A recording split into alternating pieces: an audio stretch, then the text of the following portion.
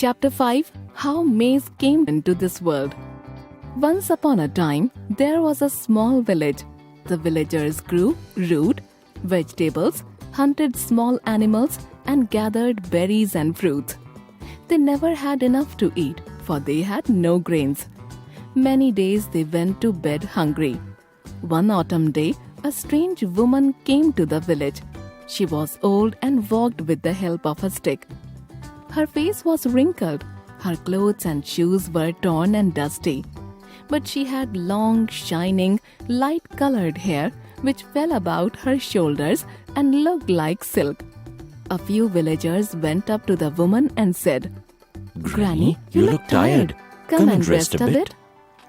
The woman gladly sat down, and the people brought her water to wash her hands and face.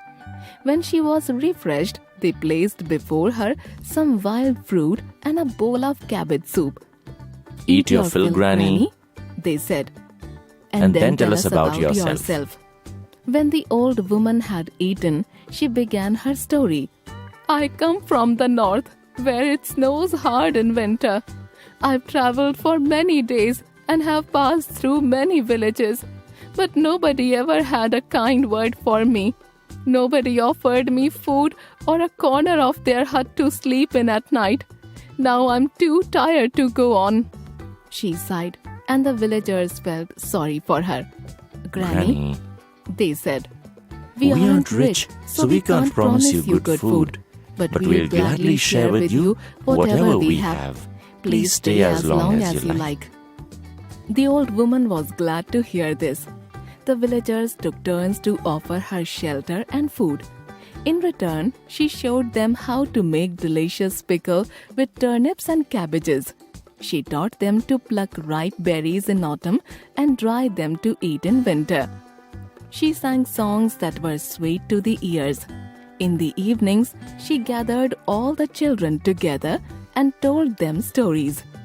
The villagers were very happy that they had asked the old woman to stay. Time passed. Autumn gave way to winter. The days grew cold and snow fell from the sky. Then winter, too, was over and spring arrived. Suddenly one day, the old woman was gone. Nobody saw her go, but she was nowhere to be seen. Her bed was made. The clothes that the villagers had given her were kept on her bed, neatly folded. She had taken only her shoes, walking stick, and the torn clothes that she was wearing when she first came to the village. The villagers were very sad to lose her. They hunted for her far and wide, calling as they went, Come back, Granny. We miss you." But they never saw the old woman again. Meanwhile, spring was making way for summer. It was time to sow turnips and cabbages. One day, the villagers woke up very early to start work in the fields, but a surprise awaited them when they came out of their huts. The village was surrounded by plants with long, fresh, green leaves. It looked like a sea of green around the village. The villagers had never seen such plants before. Have the plants appeared by magic? They asked each other.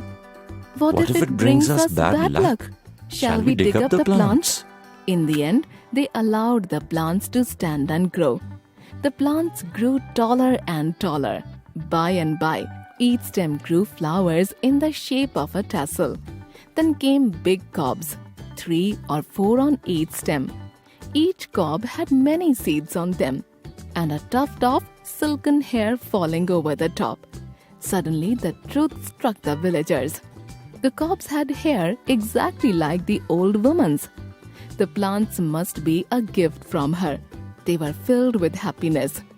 The villagers decided to call the plant maize.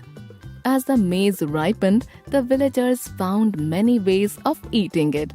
They roasted the cobs or boiled them in salt water. They dried the seeds and ground it into flour.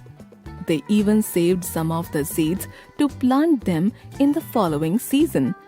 In this manner, they grew maize year after year and were never hungry again. As long as they lived, they remembered the old woman and thanked her for her gift of maize. In olden times, people made up stories to understand what was happening around them.